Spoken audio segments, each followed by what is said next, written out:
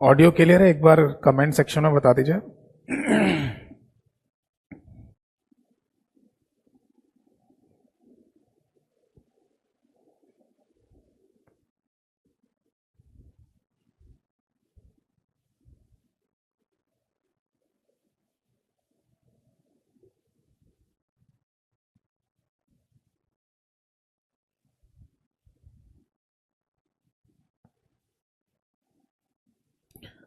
एक बार comment section में बता दीजिए ऑडियो क्लियर है। इसके बाद हम अपने इस सेशन को, इस क्लास को स्टार्ट कर देंगे।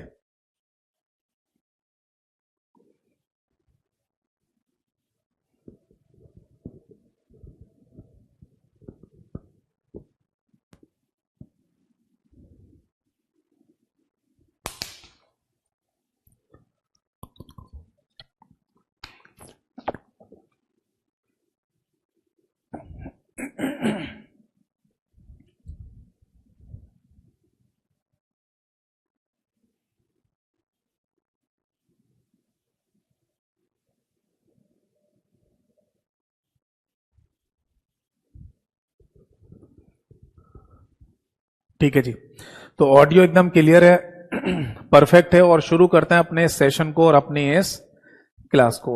सबसे पहले नमस्कार सभी को नमस्कार।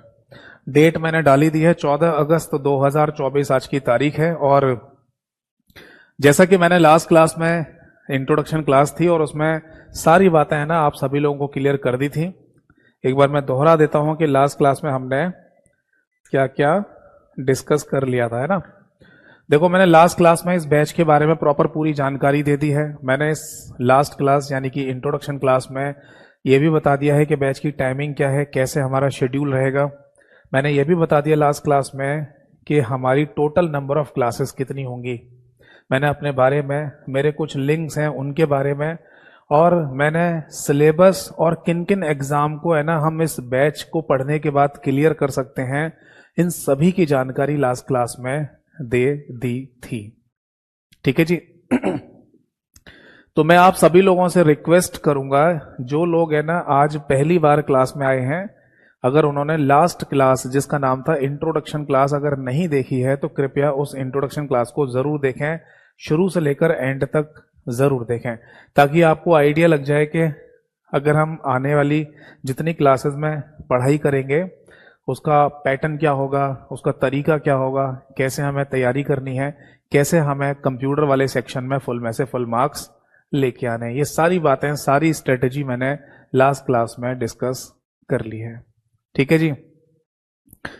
अब एक इंपॉर्टेंट बात है जो मैं आप सभी लोगों को बताने जा रहा हूं, ध्यान से सुनिएगा। देखो, मैं आप सभी लोगों को एक प्रॉपर गाइडेंस दूंगा, एक प्रॉपर गाइडेंस। और उस गाइडेंस को आपको है ना, जब तक आप कंप्यूटर पढ़ रहे हैं, यानी मान लो आपको है ना 2-4 महीने कंप्यूटर पढ़ना हो, या 6 महीने तक कंप्यूटर पढ़ना हो, या 1 साल तक कंप्यूटर पढ़ना हो, जब तक आपको मन करे, इस एक गाइडेंस को है ना आप जरूर फॉलो करके चलिएगा। मैं डेफिनेटली लिख कर दे रहा हूं आपको, गारंटी के साथ बोल रहा हूं कि आप कभी भी कंप्यूटर में ना ऐसा फील नहीं करेंगे कि हमें क्वेश्चन पढ़ के है ना समझ में नहीं आ रहा कि ये क्या पूछ रहा है, या हम आंसर नहीं दे पा रहे। ऐसा कभी फील नहीं होगा आपको। मतलब मुद्दे की बात यह है कि आप जब भी कभी किसी क्वेश्चन पढ़ेंगे ना एग्जाम में, या किसी मॉक में, या किसी बुक में, या कहीं पर भी, आपको एक तो कॉन्फिडेंस बिल्डअप हो जाएगा कि क्वेश्चन देखते ही समझ में आ जाएगा कि क्या पूछ रहा है। दूसरा, जो ऑप्शन आपके सामने होंगे उनको भी देखकर आप तुरंत आंसर टिक कर देंगे कि इस क्वेश्चन का ये आंसर होगा। और इसके लिए एक प्रॉपर गाइडेंस आपको पता होना जरूरी है। ठीक है जी। तो वो गाइडेंस मैं देने जा रहा हूं, ध्यान से सुनिएगा। ये बहुत आगे तक काम देगा आपका। ठीक है। देखो, क्लास में मैं जितनी थ्योरी आपको कराऊं ये मोर देन सफिशिएंट है। इससे ज्यादा थ्योरी पढ़ने की जरूरत नहीं है। पता चले आप कोई बुक उठा के बैठे हुए हैं, उसमें से रट्टाफिकेशन लगा रहे हैं, ये कंप्यूटर एक इलेक्ट्रॉनिक मशीन है, ये है वो है, ऐसा कुछ नहीं करना। क्लास में मैं आपको जितनी थ्योरी या जितने थ्योरेटिकल कॉन्सेप्ट बताऊं, इससे ज्यादा थ्योरी पढ़ने की जरूरत नहीं है। बट इसके अलावा जरूरत पड़ेगी हमें एमसीक्यू प्रैक्टिस की। एमसीक्यू यानी कि मल्टीपल चॉइस क्वेश्चंस एमसीक्यू को कहा जाता है। ठीक है। और एमसीक्यू प्रैक्टिस में भी सबसे पहले हमें पढ़ना चाहिए पीवाईक्यूज, यानी कि प्रीवियस ईयर पेपर में आए हुए क्वेश्चंस।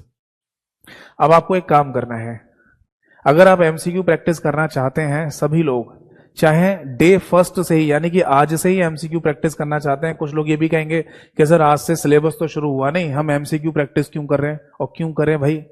तो ऐसा जरूरी नहीं है कि आप है ना डे फर्स्ट से एमसीक्यू प्रैक्टिस नहीं कर सकते, आप कर सकते हो।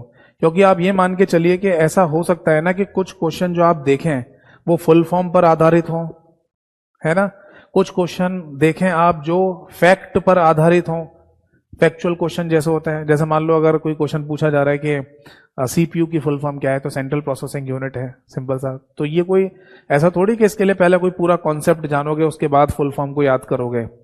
या मान लो अगर कोई फैक्ट है, यानी कि तथ्य है कि सबसे पहला इलेक्ट्रॉनिक कंप्यूटर कौन सा था, उसका नाम था एनियाक।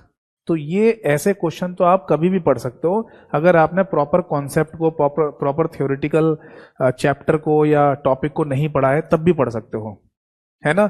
तो मैं सभी लोगों को ये रिकमेंडेशन देता हूं, रिकमेंड करता हूं कि आप डे फर्स्ट से भी एमसीक्यू प्रैक्टिस कर सकते हो। भले ये मान लो आप 10 क्वेश्चन पढ़िए, 20 क्वेश्चन पढ़िए, उनमें से सारे के सारे क्वेश्चन नहीं आएंगे समझ में, या आप आंसर नहीं दे पाओगे, 2-4-5 क्वेश्चन तो समझ में आएंगे ही। 2-4-5 क्वेश्चन फुल फॉर्म वाले, फैक्ट वाले, वो तो याद हो ही जाएंगे। तो इसलिए आप डे 1 से ही एमसीक्यू की प्रैक्टिस कर सकते हैं। और इसके लिए सबसे बढ़िया तरीका मैंने बनाया हुआ है मेरा यूट्यूब चैनल। देखो, आप अपने इस बैच के अंदर प्रॉपर क्लासेस तो लेंगे ही लेंगे, बट इसके अलावा मेरे यूट्यूब चैनल पे चले जाइए जिसका नाम है कंप्यूटर बाय यतेंद्र सर। वहां पर आप 2 चीजें जरूर फॉलो करते रहिए जब तक आप कंप्यूटर की तैयारी कर रहे हैं। पहली चीज, कम्युनिटी वाला सेक्शन।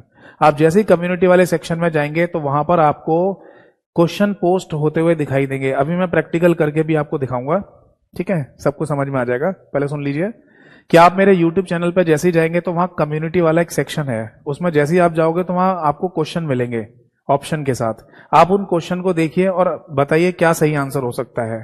ट्राई करके देख लो, है ना, जितने भी क्वेश्चन के आप आंसर दे पाए। ये क्वेश्चन वहां डेली बेसिस पर आपको मिलेंगे, तो आपको ये लगेगा कि हमारा एक मॉक टेस्ट हो जाता है।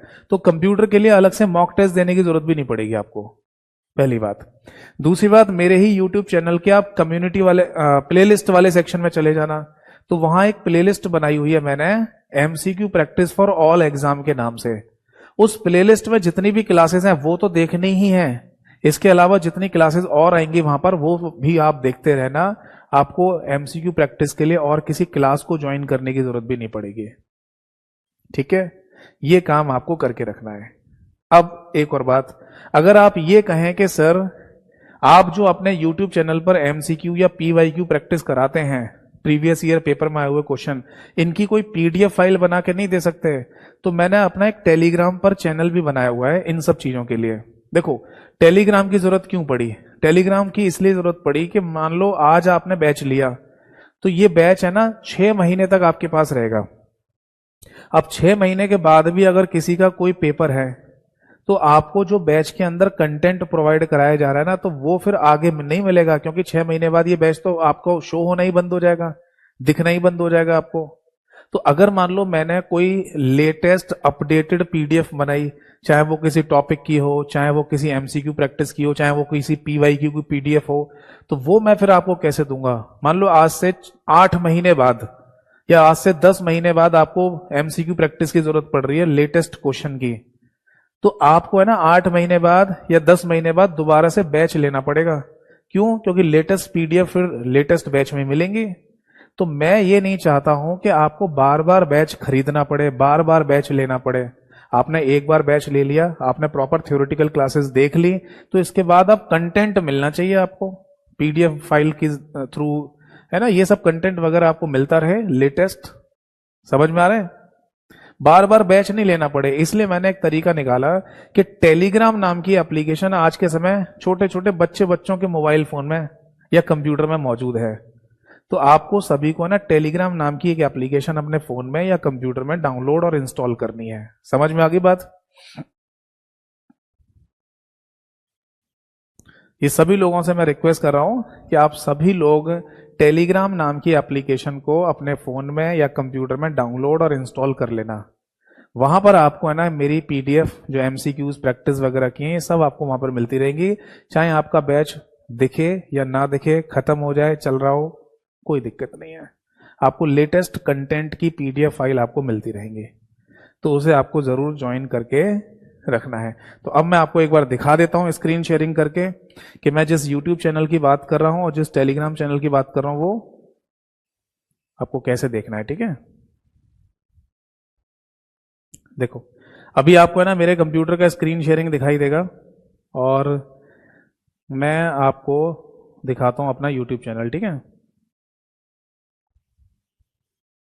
देखो मैंने ना अभी आपके सामने ना गूगल सर्च इंजन को ओपन किया है।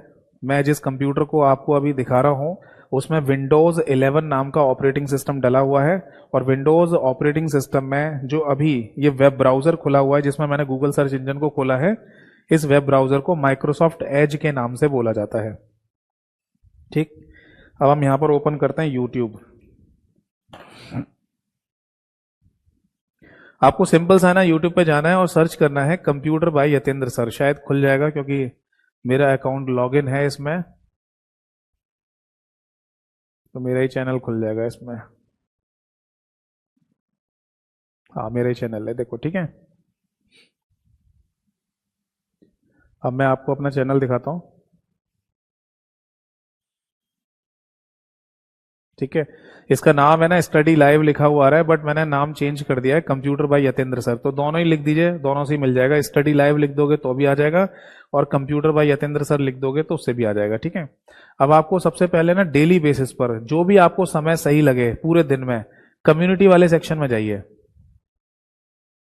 और यहां मैं डेली बेसिस पर ऐसे क्वेश्चन को पोस्ट कर देता हूं और ये सारे क्वेश्चन ध्यान रखना किसी ना किसी प्रीवियस ईयर पेपर में आए हुए क्वेश्चन होते हैं। इसका मतलब इन क्वेश्चंस की इंपॉर्टेंस है। देखो जैसे एक रिसेंटली पेपर में पूछा गया होगा चैट जीपीटी में जीपीटी का फुल फॉर्म क्या है, तो इसका सही आंसर है जनरेटिव प्री ट्रेन्ड ट्रांसफॉर्मर। ये 68% लोगों ने ये आंसर दिया है, तो परसेंटेज भी दिखा देता है यहाँ पर कि है ना कितने लोगों ने ये आंसर दिया है। ठीक है, ये क्वेश्चन आपको यहाँ पर इस फॉर्मेट में देखने को मिलेंगे। इंग्लिश और हिंदी दोनों ही भाषाओं में ना आपको क्वेश्चन लिखा हुआ दिखाई देगा, 4 ऑप्शन होंगे। आप जैसे किसी ऑप्शन पर टिक करेंगे आपको हैंड टू हैंड पता चल जाएगा कि आपने आंसर सही दिया है या गलत दिया है। करेक्ट होगा तो करेक्ट लिखा आ जाएगा, इनकरेक्ट होगा तो इनकरेक्ट लिखा आ जाएगा और करेक्ट आंसर भी हैंड टू हैंड बता दिया जाएगा। तो आप डेली बेसिस पर जो आपको समय सही लगे आप इन क्वेश्चन को प्रैक्टिस करते रहिए। ये सारे के सारे क्वेश्चन किसी ना किसी प्रीवियस ईयर पेपर में आए हुए क्वेश्चन हैं। ठीक है, अब आगे आते हैं। देखो इसके बाद आप चले जाओ प्लेलिस्ट वाले सेक्शन में। तो ये आप जैसे ही प्लेलिस्ट वाले सेक्शन में जाओगे तो आपको कई सारी प्लेलिस्ट दिखाई देंगी मेरे यूट्यूब चैनल पर, जैसे कि एग्जाम इन्फॉर्मेशन के नाम से, MCQ practice for all UP exam के नाम से, पीवाईक्यू शॉर्ट के नाम से, सिलेबस के नाम से, एमएस ऑफिस के नाम से, और एक प्लेलिस्ट है MCQ practice for all exam के नाम से। ठीक है, तो ये जो प्लेलिस्ट मैंने बनाई हुई है MCQ practice for all exam के नाम से, इस पर जैसे ही आप क्लिक करेंगे तो आप देखेंगे कि इतनी सारी क्लासेस ऑलरेडी मैं पहले से ले चुका हूं एमसीक्यू प्रैक्टिस की। तो टोटल मैंने कितनी क्लासेस ले ली हैं? 30 क्लासेस मैं ऑलरेडी पहले यहां पर ले चुका हूं।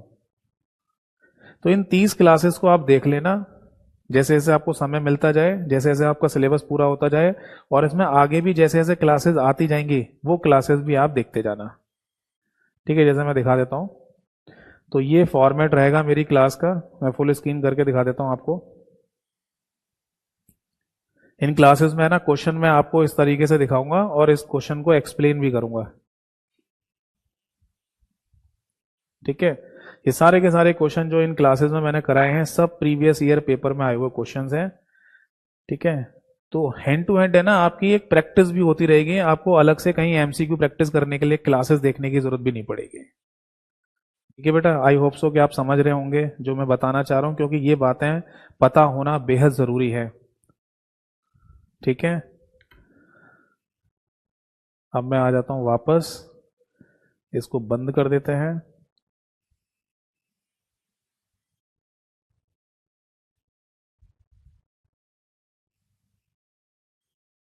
ठीक है, अब चूंकि देखिए ये पहली क्लास है इसलिए सारी बातें बताना जरूरी है, क्योंकि अगर एक ही बार में सारी बातें क्लियर हो जाएं तो ठीक है।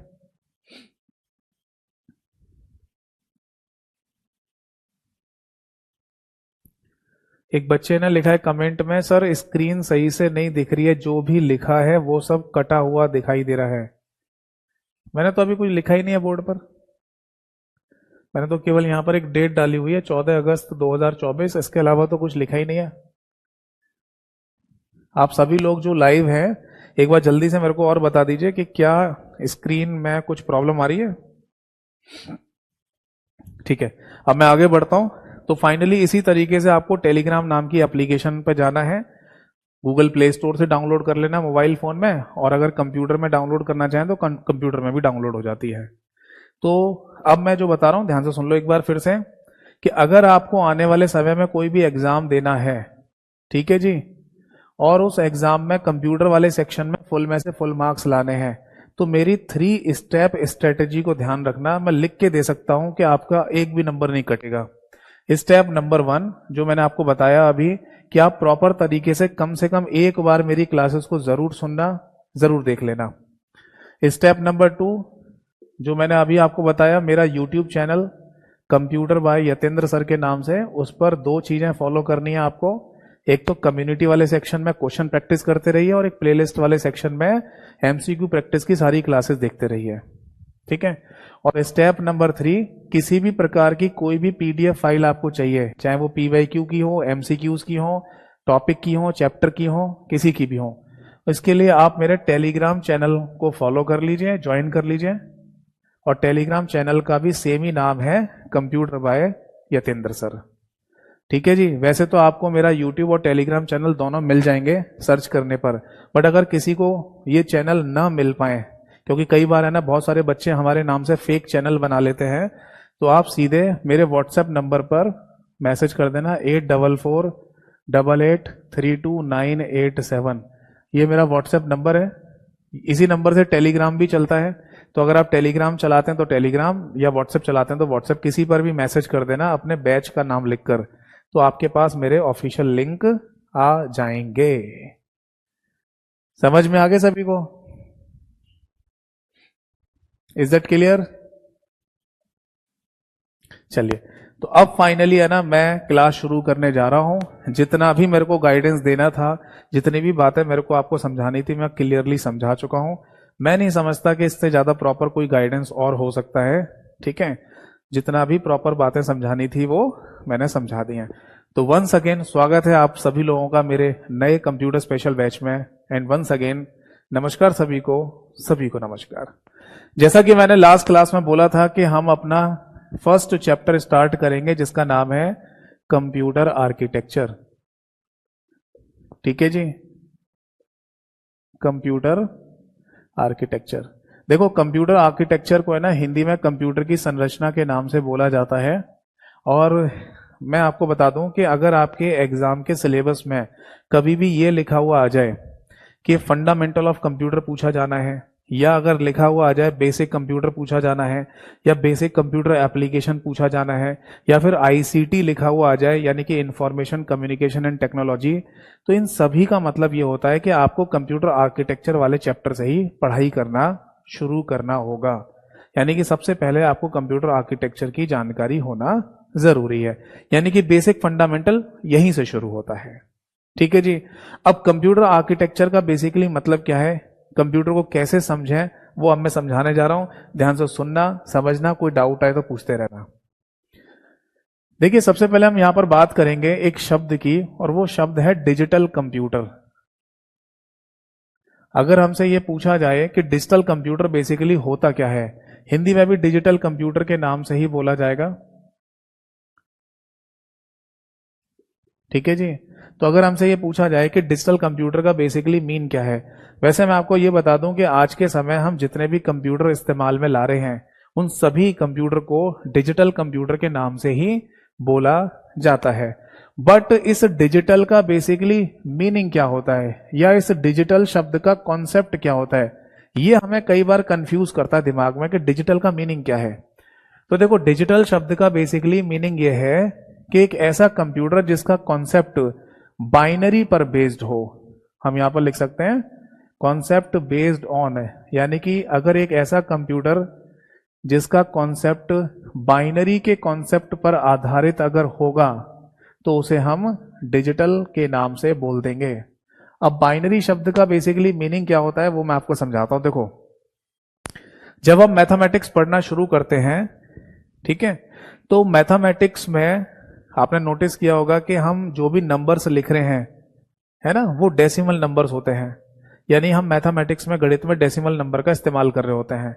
तो डेसिमल शब्द का मीनिंग ये होता है, या डेसिमल नंबर्स का मतलब ये है कि आपको किसी भी नंबर को लिखने के लिए 10 चॉइसेस मिलती हैं, है नहीं। जैसे मान लो आपको, है ना, 3 अंकों की संख्या लिखनी है। मान लो आपको लिखना है 256, 256, तो 3 अंकों की संख्या आपने लिख दी। तो इस 3 अंकों की संख्या को लिखने के लिए आपके पास 10 चॉइसेस थी। यानी कि आप 0 से लेकर 9 तक के किसी भी अंक का इस्तेमाल करके 3 अंकों की संख्या लिख सकते हैं। ऐसे ही अगर आपसे कहा जाए कि 0 से लेकर 9 तक की अंकों की संख्या, 9 अंकों का इस्तेमाल करते हुए आप 4 अंकों की संख्या लिखिए, तो लिख दो 5454। या अगर आपसे कहा जाए कि 0 से लेकर 9 तक का इस्तेमाल करते हुए आप 5 अंकों की संख्या लिखिए, तो आप लिख सकते हैं 65124, ये लिख दीजिए। यानी मोटा मोटा हमें ये समझ में आ गया कि अगर हम कितने भी अंकों की संख्या लिखना चाहते हैं, यानी कि कितना बड़ा भी नंबर लिखना चाहते हैं मैथमेटिक्स में, उसे लिखने के लिए हमारे पास 10 चॉइसेस होती हैं, 0 से लेके 9 तक, है नहीं भाई। 0, 1, 2, 3, 4, 5, 6, 7, 8 और 9, टोटल मिला के कितने होगी? 10। 1, 2, 3, 4, 5, 6, 7, 8, 9, 10। तो 10 अंकों को या 10 चॉइसेस को हमें दिया जा रहा है किसी भी नंबर को लिखने के लिए, चाहे नंबर कितना भी छोटा हो, चाहे कितना भी बड़ा हो। इसीलिए जहां पर 10 चॉइसेस आपको मिलेंगी, वहां पर शब्द इस्तेमाल करते हैं डेसी। इसीलिए मैथमेटिक्स में जो नंबर्स हम यूज कर रहे हैं, उनको डेसिमल नंबर के नाम से बोल दिया जाता है। अब बात आती है कंप्यूटर की। अगर हम कंप्यूटर के कोर में चले जाएं, यानी कि कंप्यूटर के अंदर चले जाएं, तब हमें पता चलेगा कि कितना बड़ा भी कोई नंबर लिखना चाहे, यानी कि 3 अंकों की संख्या लिखना चाहे, या 4 अंकों की संख्या लिखना चाहे, या फिर 5 अंकों की संख्या लिखना चाहे, तो हमारे पास केवल और केवल 2 ही विकल्प होते हैं, 2 ही चॉइस होती हैं, और वो है 0 एंड 1 ओनली। तो जहां पर आपको केवल 2 ही विकल्प मिलेंगे किसी भी नंबर को लिखने के लिए, तो वहां शब्द इस्तेमाल करते हैं, दैट इज बाई। बाई शब्द का मतलब होता है 2, डेसी का मतलब 10, बाई का मतलब 2। तो इसीलिए हम अपने कंप्यूटर में जिन नंबर्स का इस्तेमाल कर रहे हैं, उनको बाइनरी नंबर के नाम से बोल देते हैं। ये बात समझ में आ गई? यानी मोटा मोटा ये समझ लो कि मैथमेटिक्स में जो नंबर्स हम इस्तेमाल कर रहे हैं, यूज कर रहे हैं, उनको डेसिमल नंबर कहते हैं, क्योंकि किसी भी नंबर को लिखने के लिए वहां पर 10 चॉइसेस हैं। जबकि कंप्यूटर में हम बाइनरी नंबर का इस्तेमाल कर रहे हैं, क्योंकि किसी भी नंबर को लिखने के लिए हमारे पास केवल 2 ही विकल्प होते हैं, या तो 0 या 1। तो यहां जो बाइनरी शब्द मैंने लिखा है, इसका सिंपल सा मतलब है या तो 0 या फिर 1। बताइए बेटा, बात समझ में आ गई या नहीं? यानी अगर मैं किसी कंप्यूटर की बात कर रहा हूं और उस कंप्यूटर को डिजिटल कंप्यूटर के नाम से बोला जा रहा है, तो इसका मतलब है कि उसका कॉन्सेप्ट किस पर आधारित है? बाइनरी के कॉन्सेप्ट पर आधारित है। और बाइनरी का मतलब 0 या 1 से होता है।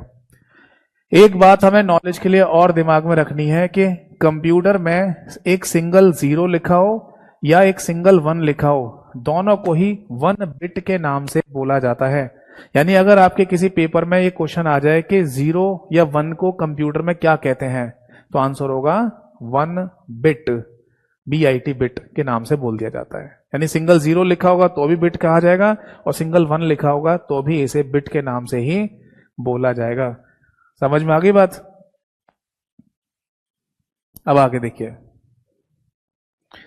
अब एक बात और हमारे दिमाग में आती है कि सर, कंप्यूटर के अंदर या डिजिटल कंप्यूटर के अंदर जो हम आज के समय इस्तेमाल में ला रहे हैं, इन सभी का कॉन्सेप्ट ये 0-1 के कॉन्सेप्ट पर आधारित है। तो ये 0-1 एग्जैक्टली होता क्या है? मतलब कभी अगर हम ये देखना चाहें कि 0-1 का कॉन्सेप्ट हमारे कंप्यूटर के अंदर है, तो क्या हम देख सकते हैं अंदर?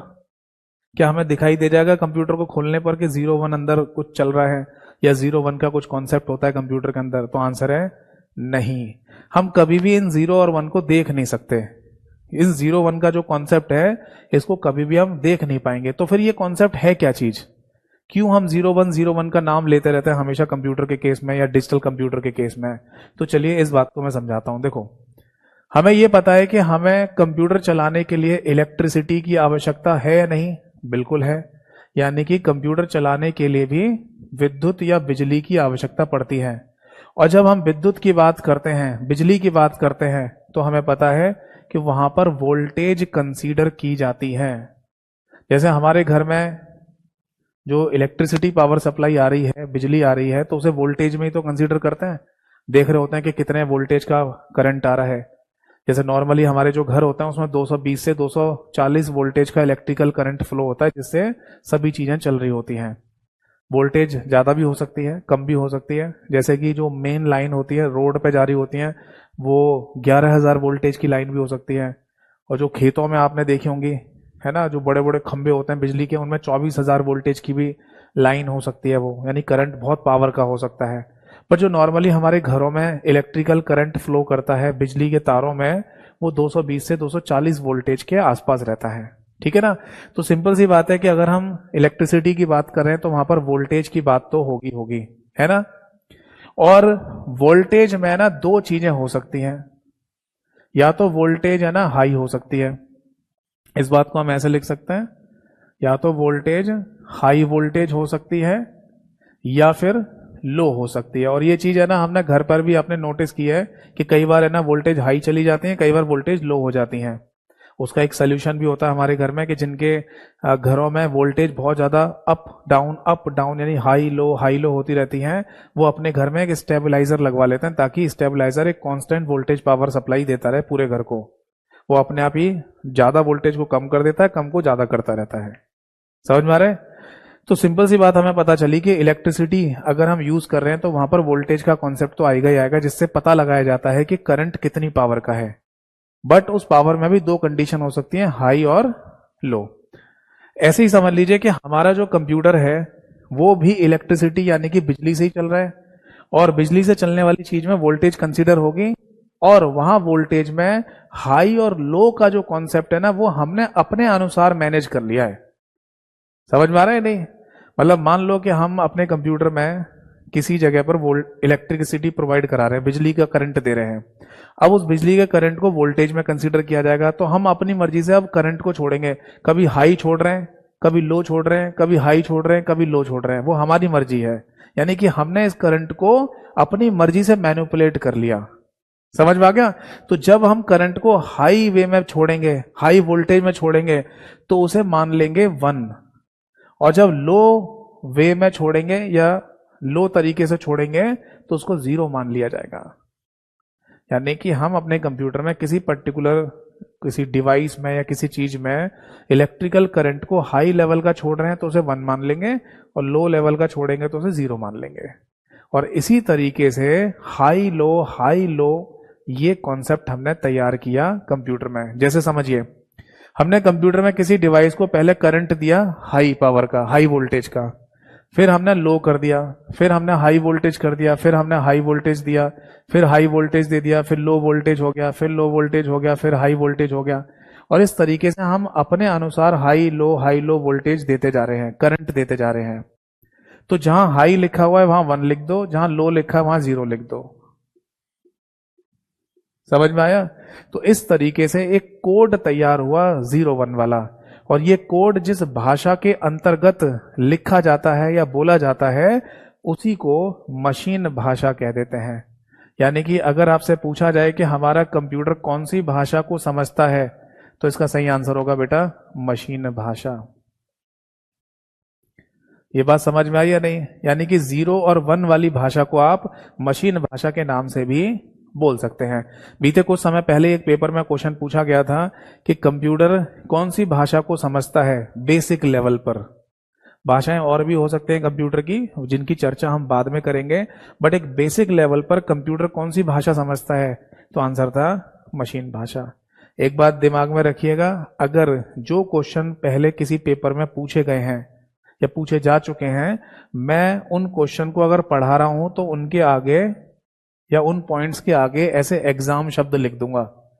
ठीक है। तो जब भी मैं किसी पॉइंट को लिखूं और उसके आगे मैंने एग्जाम शब्द लिख दिया तो इसका मतलब वो क्वेश्चन की फॉर्म में किसी ना किसी पेपर में पूछा गया होगा। समझ में आ गया। तो जैसे कि मैं अभी बता रहा था आपको बता रहा था कि एक पेपर में ये क्वेश्चन पूछा गया कि कंप्यूटर कोर में कौन सी भाषा को समझता है या कौन सी भाषा पर काम करता है। तो आंसर था मशीन लैंग्वेज यानी कि मशीन भाषा, जो कि 01 वाली भाषा होती है। बताइए ये बात समझ में आ गई या नहीं। तो कभी अगर हमारे दिमाग में ये बात आती भी है कि सर हम जो कंप्यूटर इस्तेमाल कर रहे हैं जिनको डिजिटल कंप्यूटर कहा जाता है तो वो 01 के कॉन्सेप्ट पर आधारित है, तो 01 एक्चुअल में आया कहां से, ये प्रोड्यूस कैसे किया हमने। तो उसका कॉन्सेप्ट है कुछ इस तरीके से, क्योंकि डिजिटल कंप्यूटर है या कंप्यूटर कह दीजिए, उसे चलाने के लिए इलेक्ट्रिसिटी पावर सप्लाई की जरूरत पड़ेगी और जब इलेक्ट्रिसिटी होगी तो वोल्टेज होगी और वोल्टेज को हम अपने अनुसार कम ज्यादा या हाई लो की फॉर्म में भेजेंगे और जब हाई लो की फॉर्म में भेजेंगे तो उससे हम एक 01 वाला कोड बना लेंगे और ये 01 वाला कोड एक भाषा के अंतर्गत लिखा जा रहा है जिसे मशीन भाषा कह देते हैं। समझ में आया। ऐसा बोलिए कि मशीन भाषा के अंदर जो आप लिख रहे हैं वो कौन सा कोड है, 01 वाला कोड। तो आप चाहें तो इस कोड को बाइनरी कोड के नाम से भी बोल सकते हैं, बाइनरी कोड कह दो 01 वाले कोड को, या फिर मशीन भाषा में लिखा जा रहा है तो आप इसे मशीन कोड के नाम से भी बोल सकते हैं। समझ में आ गया। नोट कर लीजिए, कोई डाउट है तो पूछिए। मैं आप सभी लोगों को बता दूं कि बिल्कुल बेसिक से बिल्कुल इनिशियल लेवल से शुरू करेंगे अपने कंप्यूटर वाले सब बैच को। यानी किसी व्यक्ति को अगर कंप्यूटर का सी भी नहीं आता है तो वो भी है ना कंप्यूटर को बहुत अच्छी तरीके से समझ जाएगा अपने एग्जाम पॉइंट ऑफ व्यू से। ठीक है। और जिन्होंने पहले से कंप्यूटर पढ़ भी रखा है थोड़ा बहुत या नॉलेज है तो उनको भी अच्छे से समझ में आएगा, इस बात की गारंटी है। बस आप ध्यान से सुनने की और समझने की कोशिश करना, जहां कहीं दिक्कत आए डाउट पूछते जाना। बताओ बेटा, बात समझ में आ गई, नोट कर लिया सभी ने। ठीक है जी। अब एक बच्चे का मैंने कमेंट देखा है जिन्होंने ये पूछा है कि सर डिजिटल कंप्यूटर के एग्जाम्पल कौन कौन से हैं। यानी अगर हम आज के समय पर कोई कंप्यूटर इस्तेमाल कर रहे हैं, जैसे लैपटॉप भी है या कोई डेस्कटॉप कंप्यूटर भी हमारे पास या कोई टैबलेट है, तो ये सब जो हम आज के समय कंप्यूटर इस्तेमाल कर रहे हैं इनमें से डिजिटल कंप्यूटर किसे कहा जाता है बेसिकली। तो चलिए मैं आपको समझाता हूं। देखो, जब हमसे पूछा जाए कि इनमें से कौन सा डिजिटल कंप्यूटर है या डिजिटल कंप्यूटर का उदाहरण है, तो बेटा पहले तो आप ये समझो कि जितने भी डिजिटल कंप्यूटर होते हैं इनको साइज के अकॉर्डिंग बांट दिया गया है, यानी कि आकार के आधार पर बांटा गया है। और जब आकार या साइज के आधार पर हम बांटते हैं तब हमारे सामने 4 नाम आते हैं। आपने एक नाम सुना होगा सुपर कंप्यूटर। पूरी दुनिया में सबसे पावरफुल कंप्यूटर को सुपर कंप्यूटर के नाम से बोला जाता है। मैं चाहूंगा कमेंट सेक्शन में आप बताइए अगर आपको पता है तो। हमारे भारत का आज की डेट में सबसे फास्ट सबसे तेज चलने वाले कंप्यूटर सुपर कंप्यूटर का नाम क्या है? अगर किसी को भी पता हो तो बताइए।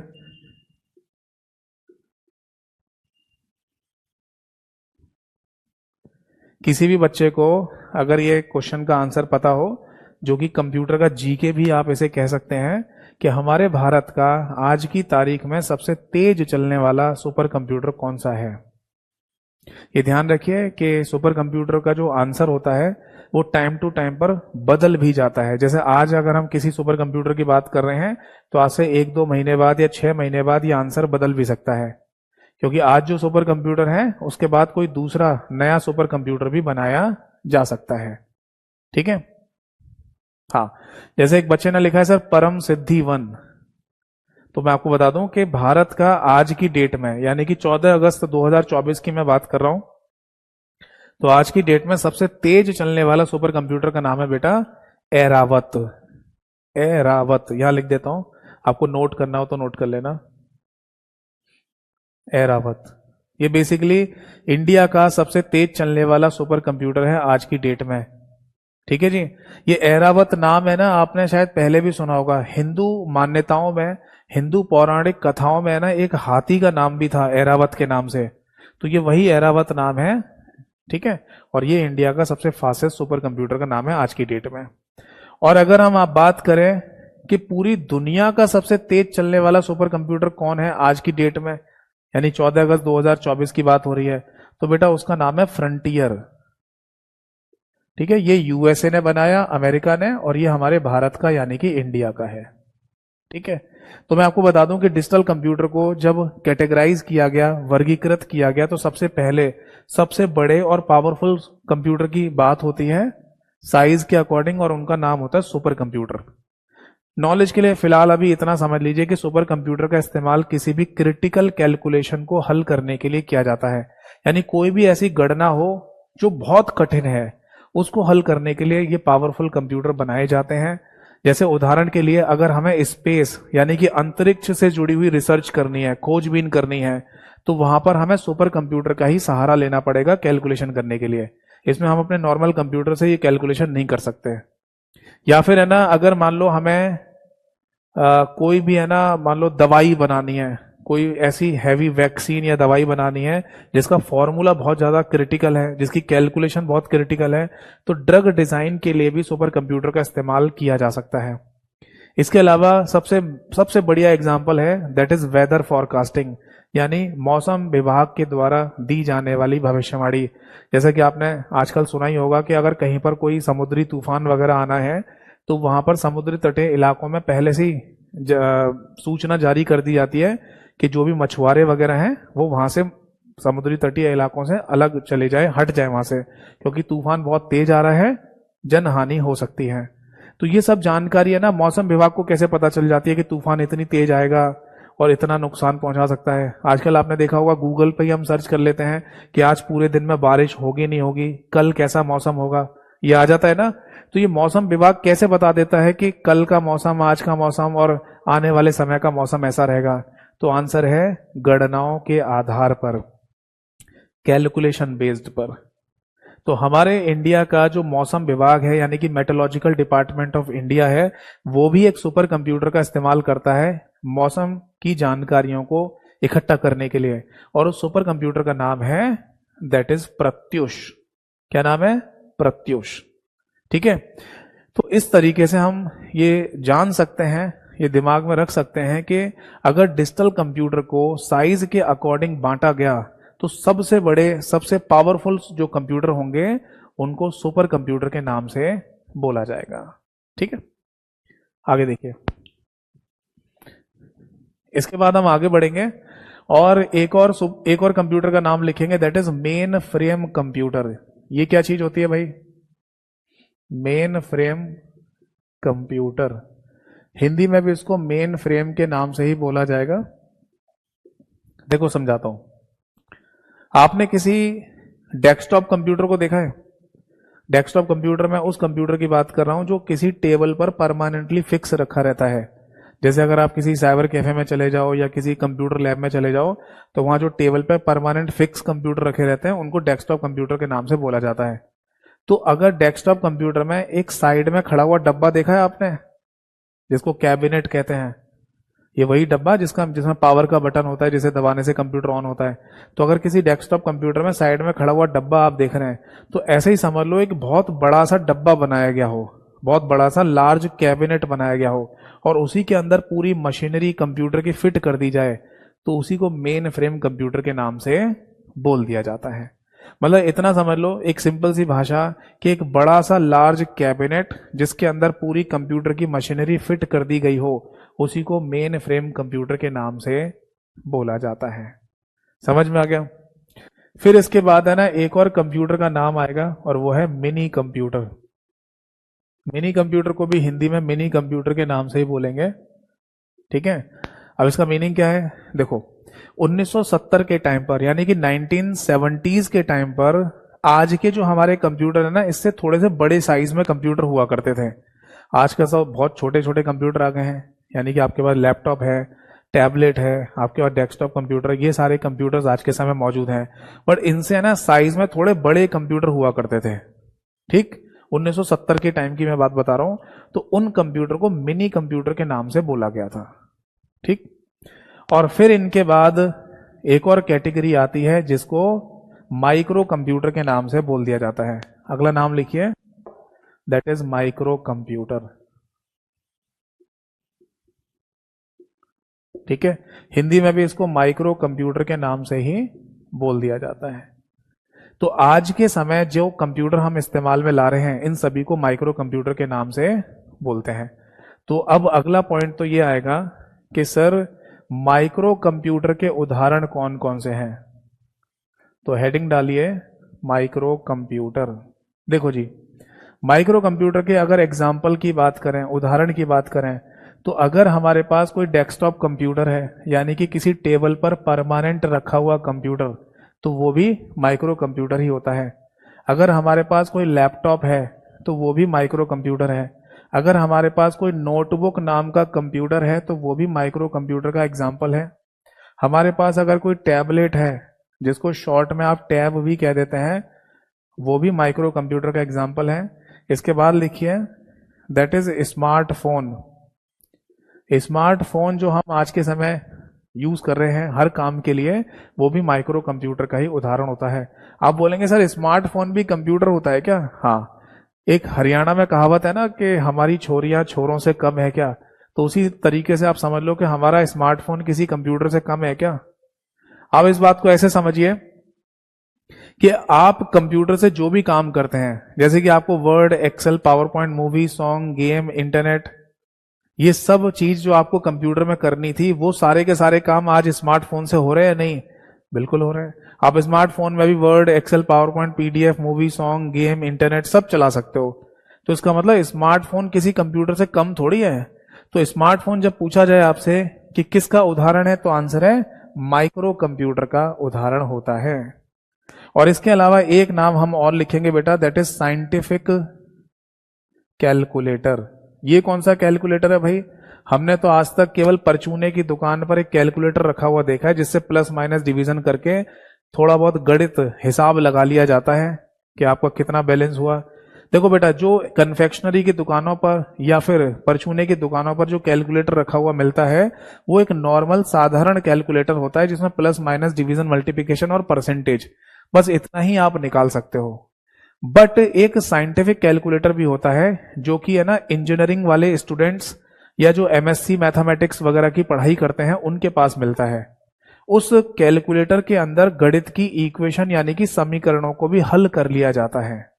मतलब एक कैलकुलेटर जिसमें मैथमेटिक्स की गणित की इक्वेशन भी सॉल्व हो जाती हैं, उस तरीके के या उस प्रकार के कैलकुलेटर को हम साइंटिफिक कैलकुलेटर कहते हैं। और साइंटिफिक कैलकुलेटर भी हमारा माइक्रो कंप्यूटर का ही उदाहरण होता है।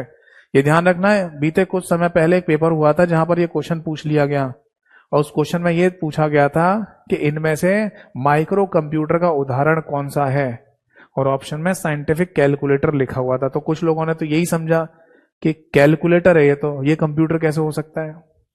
समझ में आ रहा है? तो देखो एक बात और बता रहा हूं, देखो कंप्यूटर का मतलब कैलकुलेशन से ही होता है। ये बात दिमाग में रखनी है कि कंप्यूटर अगर आप इस्तेमाल कर रहे हैं तो इसका इस्तेमाल कैलकुलेशन करने के लिए ही किया जाता है।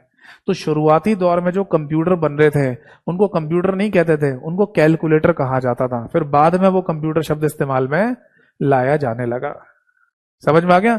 तो अगर आपसे पूछा जाए कि डिजिटल कंप्यूटर के एग्जाम्पल कौन कौन से हैं, तो हम कुछ इस तरीके से बताएंगे कि डिजिटल कंप्यूटर को पहले तो साइज के यानी आकार के अनुसार बांटा गया है 4 पार्ट में: super computer, main frame, mini और माइक्रो, जिसकी चर्चा मैंने अभी की आपको बताई।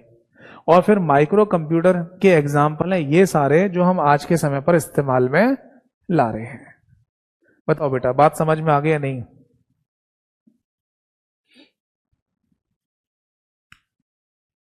नोट कर लीजिए इसको।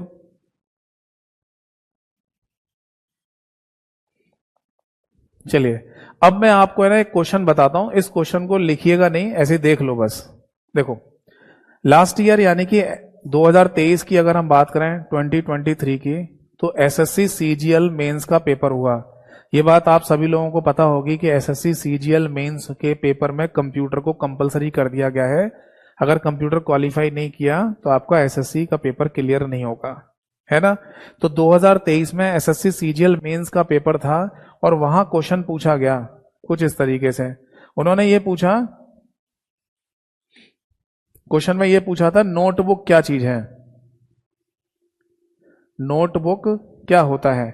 और जो ऑप्शन दिया था उसमें एक ऑप्शन पर तो लिखा था उन्होंने लैपटॉप, और एक ऑप्शन पर लिखा था माइक्रो कंप्यूटर। अब मैं आप सभी लोगों से ये जानना चाहूंगा, जितनी भी बातें मैंने अभी तक आपको समझाई हैं उसके अनुसार आप बताइए जो भी आपको समझ में आया कि इस क्वेश्चन का सही आंसर क्या होगा। क्वेश्चन फिर से सुन लीजिए। लास्ट ईयर 2023 में एसएससी सीजीएल मेंस का पेपर था और ये पेपर हुआ था 2 मार्च से 7 मार्च के बीच में। वहां पर यह क्वेश्चन पूछा था कि नोटबुक क्या चीज होती है, नोटबुक क्या है। और ऑप्शन हमें 2 दे रखे हैं, एक लैपटॉप और एक माइक्रो कंप्यूटर। इन दोनों में से सही आंसर क्या है?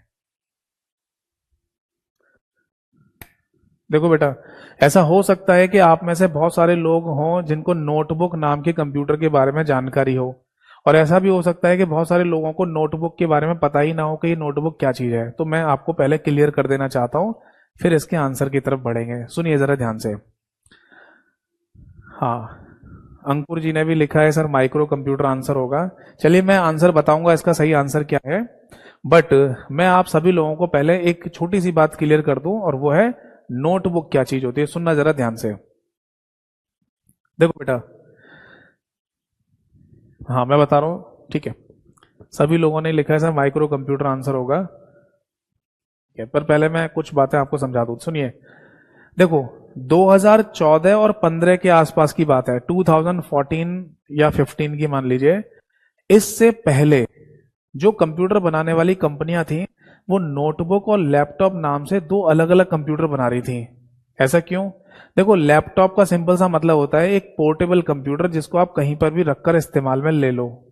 लैप का मतलब ही होता है गोद, यानी कि एक ऐसा कंप्यूटर जिसको आप अपने गोद में रखकर चला लो, कहीं पर भी बैठ के चला लो, उसको नाम दिया गया लैपटॉप। और मल्टीपर्पज, यानी कि किसी का कोई भी काम हो वो लैपटॉप खरीद सकता है। बट कंप्यूटर निर्माता कंपनियां, यानी कि कंप्यूटर बनाने वाली कंपनियों ने स्टूडेंट को ध्यान में रखते हुए एक कंप्यूटर बनाया था जिसको नोटबुक नाम दिया गया। अब सीधी सी बात है, एक कंप्यूटर तो मल्टीपर्पज है और एक कंप्यूटर स्पेसिफिक लोगों के लिए बनाया गया होगा, तो उसमें चीजें कम होंगी ना। तो स्टूडेंट को ध्यान में रखते हुए, उनकी पढ़ाई से रिलेटेड बातों को ध्यान में रखते हुए एक अलग से कंप्यूटर बनाया गया जिसको नोटबुक नाम दिया गया था, जिसमें हार्डवेयर सॉफ्टवेयर ये कम हुआ करते थे। जबकि अगर किसी लैपटॉप की बात करें तो वो मल्टीपर्पज होता था, किसी भी काम के लिए इस्तेमाल में ले लो। बट 2014-15 के बाद जो कंप्यूटर बनाने वाली कंपनियों को ये लगा कि स्टूडेंट वाला जो सेगमेंट है ना वो अब हमें छोड़ देना चाहिए। ऐसा नहीं है कि हम केवल स्टूडेंट के लिए बना रहे हैं कंप्यूटर और वो भी स्टूडेंट लिमिटेड होंगे जो खरीदेंगे इस कंप्यूटर को। तो उन्होंने क्या किया, कंप्यूटर बनाने वाली कंपनियों ने 2014-15 के बाद से जितने भी नोटबुक बनाए हैं उन सभी के अंदर वही सारे हार्डवेयर सॉफ्टवेयर लगा के दिए जो किसी लैपटॉप के अंदर होते हैं। यानी यूं कह सकते हैं मोटी मोटी बात कि 2014-15 के बाद से नोटबुक और लैपटॉप दोनों सेम है। समझ में आ गई बात? यानी कि अगर किसी कंपनी के द्वारा, जैसे डेल नाम की कंपनी है, एचपी नाम की कंपनी है या सैमसंग नाम की कंपनी है, अगर ये कंप्यूटर बना के दे रही है और ये कह रहे हैं कि इस कंप्यूटर का नाम नोटबुक है, तो वो बिल्कुल लैपटॉप के जैसा ही है, भले ही वो नाम नोटबुक आज के समय इस्तेमाल में ला रहे होंगे। समझ में आ गया? तो आज की डेट में हम लैपटॉप और नोटबुक दोनों को सेम कहेंगे, पर 2014-15 से पहले ये दोनों अलग अलग थे। तो एसएससी सीजीएल में जब ये लास्ट ईयर क्वेश्चन पूछा गया तो उन्होंने जो आंसर की थी, उन्होंने क्या आंसर दिया? ऑप्शन ए यानी कि लैपटॉप। उन्होंने आंसर की में बोला कि laptop is the right answer. तो क्या बात पता चल रही है इससे ये बात पता चल रही है कि एसएससी वाले ये मान के चल रहे हैं कि लैपटॉप और नोटबुक दोनों एक ही चीज होती हैं, इसलिए आज की डेट में दोनों एक ही चीज है, इसलिए लैपटॉप को ही नोटबुक या नोटबुक को ही लैपटॉप कहा जाता है। उन्होंने ये आंसर टिक कर दिया। अब आ जाओ कंप्यूटर के कॉन्सेप्ट पर। देखो बेटा, कंप्यूटर का कॉन्सेप्ट ये कहता है कि माइक्रो कंप्यूटर के जब एग्जाम्पल के बारे में पूछा गया, माइक्रो कंप्यूटर के एग्जाम्पल के बारे में पूछा गया, तो ये सारे एग्जाम्पल माइक्रो कंप्यूटर के हैं। तो इसका सिंपल सा मीनिंग है ना कि अगर नोटबुक के बारे में कोई आपसे पूछ रहा है कि नोटबुक क्या है, तो वो माइक्रो कंप्यूटर भी तो होना चाहिए। इसका मतलब ऑप्शन बी भी ठीक होना चाहिए। और एक क्वेश्चन के 2 आंसर हो नहीं सकते। यानी कि जिन बच्चों ने थ्योरेटिकल कॉन्सेप्ट पढ़ा कंप्यूटर का, उन्होंने आधे बच्चों ने तो माइक्रो कंप्यूटर टिक कर दिया होगा, या ज्यादातर बच्चों ने माइक्रो कंप्यूटर ही टिक कर दिया होगा। बट कुछ बच्चों को यह भी पता होगा कि लैपटॉप और नोटबुक आज की डेट में दोनों सेम है, इसलिए उन्होंने किसी ने लैपटॉप को टिक कर दिया होगा। अब किसका सही मान है? तो एक बात मैं आपको बता दूं, देखो एग्जामिनेशन बोर्ड कोई भगवान नहीं होता चाहे वो एसएससी का एग्जामिनेशन बोर्ड हो, चाहे आपका कोई स्टेट गवर्नमेंट का एग्जामिनेशन बोर्ड, गलतियां सब करते हैं। कुछ हो सकते हैं एग्जाम जिनमें कोई मिस्टेक ना हो, बट एग्जाम में गड़बड़ियां सब में हो जाती हैं। या तो क्वेश्चन की लैंग्वेज में गड़बड़ी आ जाएगी, या ऑप्शन में गड़बड़ी आ जाएगी, या आंसर की में गड़बड़ी आ जाएगी। ऐसा हमें अक्सर देखने को मिलता है, और ऐसा ही हुआ एसएससी के साथ भी, स्टाफ सिलेक्शन कमीशन के साथ। आंसर की जारी करने के बाद जब लोगों ने ऑब्जेक्शन डालना शुरू करा, तो एसएससी ने बोला हमसे गलती हुई है, हम मानते हैं कि नोटबुक एक माइक्रो कंप्यूटर का ही एग्जाम्पल होता है, यानी कि इस क्वेश्चन को जिसने भी अटेम्प्ट किया होगा हम उसको नंबर दे देंगे। समझ में आ रहे हैं? तो देखो, मेरे को तो यही लगता है कि जो भी लोग एग्जामिनेशन बोर्ड में क्वेश्चन को लिखने बैठते हैं, ये गलती कैसे कर देता है मेरे को नहीं समझ में आता। यार, आप एक स्टेट लेवल का एग्जाम कराने जा रहे हो या पूरे इंडिया लेवल का एग्जाम कराने जा रहे हो, और आपसे ढंग से क्वेश्चन नहीं बनाया जा रहा। आप क्वेश्चन में गलती कर रहे हो, ऑप्शन में गलती कर रहे हो, आंसर की में गलती कर रहे हो, ऐसा कैसे कर देते हो? तो इसका मतलब हमारा जो सिस्टम है एग्जामिनेशन बोर्ड का, वो 100% सही नहीं है, वो गलतियां जरूर कर देता है। ठीक है जी। तो इस क्वेश्चन को जिसने भी सही मतलब अटेम्प्ट किया होगा, चाहे आंसर लैपटॉप दिया हो चाहे माइक्रो कंप्यूटर दिया हो, उसको नंबर मिल गए होंगे, 1 नंबर मिल गया होगा। मतलब बात समझ में आ गई? तो मैंने आपको ये बताया यहां पर कि अगर थ्योरेटिकल कॉन्सेप्ट की बात करें तो माइक्रो कंप्यूटर के एग्जाम्पल में नोटबुक और लैपटॉप दोनों आते हैं, बट 2014-15 से पहले नोटबुक लैपटॉप दोनों अलग थे, और आज की डेट में लैपटॉप नोटबुक दोनों सेम ही चीज होती हैं। बताइए, समझ में आ गई बात या नहीं? इज दैट क्लियर और नॉट? चलिए, ये सब नोट कर लिया आपने। अब आगे की तरफ बढ़ते हैं। देखो, अब अगला क्वेश्चन ये आता है कि सर, कंप्यूटर के केस में ना हमने एक नाम और भी सुना है, और वो है पीसी। ये पीसी क्या चीज होती है, और पीसी के उदाहरण क्या होते हैं? कोई बताना चाहेगा कमेंट सेक्शन में? बिल्कुल बेसिक लेवल से ही चल रहा हूं, ताकि जिसको कंप्यूटर का सी भी नहीं आता उसे भी पता चले, और जिसने थोड़ा बहुत भी कंप्यूटर पढ़ा हुआ है उसको भी चीजें समझ में आएंगी आराम से। ठीक है, बिल्कुल शुरुआत से लेके चल रहे हैं। तो मेरा क्वेश्चन यह है कि आपने कंप्यूटर के केस में पीसी शब्द जरूर सुना होगा, तो पीसी का उदाहरण क्या होता है, एग्जाम्पल क्या होता है, कोई बता सकता है? पीसी का फुल फॉर्म होता है बेटा पर्सनल कंप्यूटर। हिंदी में भी अगर लिखा जाए तो इसको पर्सनल कंप्यूटर के नाम से ही लिखेंगे। बताइए, एक सिंपल सा क्वेश्चन अगर आपके पेपर में पूछ लिया जाए कि बताओ पीसी का उदाहरण क्या है, पर्सनल कंप्यूटर का उदाहरण क्या है, तो इसका सही आंसर क्या होगा? चलिए मैं बताता हूं। देखो, बात है 1962 की, यानी कि 1962 की। 1962 से पहले है ना, पीसी शब्द कोई इस्तेमाल ही नहीं करता था, यानी कि पर्सनल कंप्यूटर कोई बोलता ही नहीं था। बट अमेरिका में छपने वाली एक मैगजीन में 1962 में एक आर्टिकल छापा गया था, जिसमें लिखा गया पीसी शब्द सबसे पहली बार। यानी किसी ने एक आर्टिकल लिखा और उसमें यह लिखा था कि अब वो समय आ चुका है, या आने वाले समय में वो समय आएगा फ्यूचर में, जब सबके पास अपने खुद के पीसी हुआ करेंगे, यानी कि पर्सनल कंप्यूटर। यानी हम ये कह सकते हैं कि 1960s का जो टाइम चल रहा था, 1960 का दशक चल रहा था, उससे पहले सबके पास अपने कंप्यूटर नहीं होते थे, इसलिए कोई पीसी शब्द का इस्तेमाल करता ही नहीं था, है ना। बट 1962 में सबसे पहली बार ये शब्द इस्तेमाल में लाया गया और कहा गया कि भविष्य में सबके पास अपने खुद के कंप्यूटर हुआ करेंगे। बट इस पीसी का उदाहरण क्या है?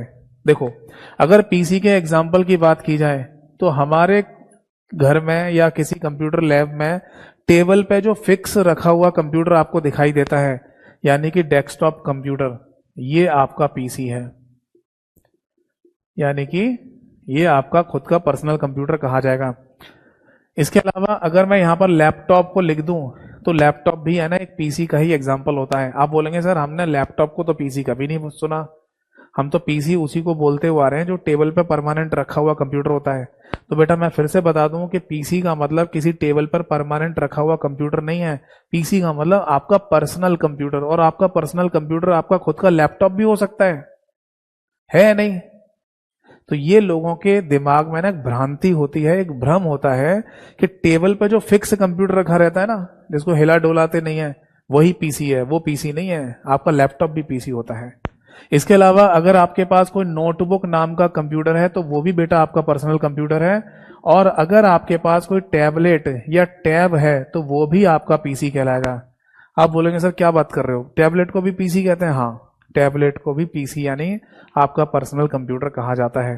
अब आप बोलेंगे सर यहां से 4 एग्जाम्पल उठाकर आपने यहां लिख दिए, ये जो लास्ट के 2 एग्जाम्पल है यानी कि स्मार्टफोन और साइंटिफिक कैलकुलेटर, क्या ये दोनों पीसी नहीं होते? ना बाबा ना, इनको पीसी नहीं कहते, क्योंकि स्मार्टफोन पहले फोन है ना कि कंप्यूटर। आप जब मार्केट में स्मार्टफोन खरीदने गए थे तब आपने दुकान वाले को यह कहा था कि भैया कंप्यूटर दे दो, या फिर यह कहा था कि फोन दे दो? आपने उसे बोला था कि भैया मुझे फोन दे दो, फोन दिखाओ, कंप्यूटर नहीं कह रहे थे आप। वो तो एक एक्स्ट्रा फीचर है कि आपका स्मार्टफोन कंप्यूटर वाले सारे काम कर लेता है, बट आपने मांगा फोन था, कंप्यूटर नहीं मांगा था। इसलिए स्मार्टफोन हमारा माइक्रो कंप्यूटर का एग्जाम्पल तो है, बट स्मार्टफोन हमारा पीसी नहीं कहा जाएगा, पर्सनल कंप्यूटर नहीं बोलेंगे उसको। ऐसे ही सेम होता है कैलकुलेटर, साइंटिफिक कैलकुलेटर।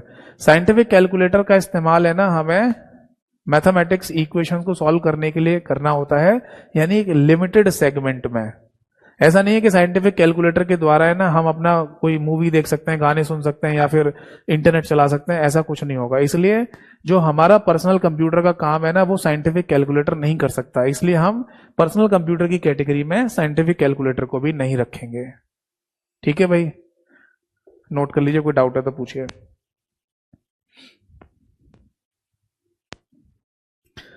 तो फाइनली अब तक हमें यह समझ में आ गया कि अगर हम कंप्यूटर पढ़ रहे हैं, कंप्यूटर के बारे में नॉलेज ले रहे हैं, तो डिजिटल कंप्यूटर क्या होता है, माइक्रो कंप्यूटर क्या होता है, और पर्सनल कंप्यूटर का क्या कॉन्सेप्ट है, ये हमें समझ में आ गया है। समझ में आ गई बेटा बात? चलिए अब आगे लिखते हैं, आगे समझते हैं। देखो जी, अब मैं आपके सामने ना एक डायग्राम बनाने जा रहा हूं, और उस डायग्राम से ही हम अपने कंप्यूटर आर्किटेक्चर यानी कि कंप्यूटर की संरचना वाले इस चैप्टर को शुरू करेंगे। देखो बेटा, अगर आपके सामने एक कंप्यूटर रखा हुआ है और वो कुछ इस तरीके से आपको दिखाई दे रहा है, तो इस कंप्यूटर का नाम क्या होगा? जितने भी पॉसिबल आंसर हो सकते हैं वो सारे आंसर बताइए। आपके सामने एक ऐसा कंप्यूटर रखा हुआ है और इस कंप्यूटर का जो भी पॉसिबल आंसर हो सकता है वो बताइए, क्या नाम हो सकता है इसका? मैं हेल्प करता हूं आपकी। क्या हम इस कंप्यूटर को डेस्कटॉप कंप्यूटर के नाम से बोल सकते हैं? तो आंसर है जी हाँ, इसे डेस्कटॉप कंप्यूटर कहा जा सकता है। ये जो कंप्यूटर आपके सामने रखा हुआ है, क्या इसको पर्सनल कंप्यूटर कहा जा सकता है? हाँ, ये आपका खुद का अपना कंप्यूटर है तो इसे पर्सनल कंप्यूटर कह सकते हैं। क्या ये कंप्यूटर माइक्रो कंप्यूटर का उदाहरण है? तो आंसर है जी हाँ, इसे आप माइक्रो कंप्यूटर के नाम से भी बोल सकते हैं। तो अब समझ में आया, एक ही चीज के कई सारे आंसर हो सकते हैं। ये बात दिमाग में बिठा के रखना कि कंप्यूटर एक ऐसा सब्जेक्ट है जिसमें एक ही बात को पूछने के 10 तरीके होते हैं, आंसर सेम ही रहेगा, तरीके 10 होंगे। जैसा कि आपको यहां दिखाई दे रहा है कि ये जो कंप्यूटर आपके सामने रखा है इसी को 3 नामों से जाना जाता है। बट अब मैं आपसे एक क्वेश्चन और पूछना चाह रहा हूं, जिसको भी आंसर बताओ बताइएगा। अगर आपके एग्जाम में क्वेश्चन आए, जैसे कि ये एग्जाम में पूछा गया क्वेश्चन ही है जो मैं अभी लिख रहा हूं, डेस्कटॉप क्या चीज होती है? What is the meaning of desktop? इसका सही आंसर क्या होगा? किसी को भी थोड़ी बहुत नॉलेज हो आप बता सकते हैं, डेस्कटॉप का मतलब क्या है? जो भी आपको आइडिया हो आप मुझे कमेंट सेक्शन में बताइए, what is the meaning of desktop, यानी कि डेस्कटॉप का मतलब क्या है?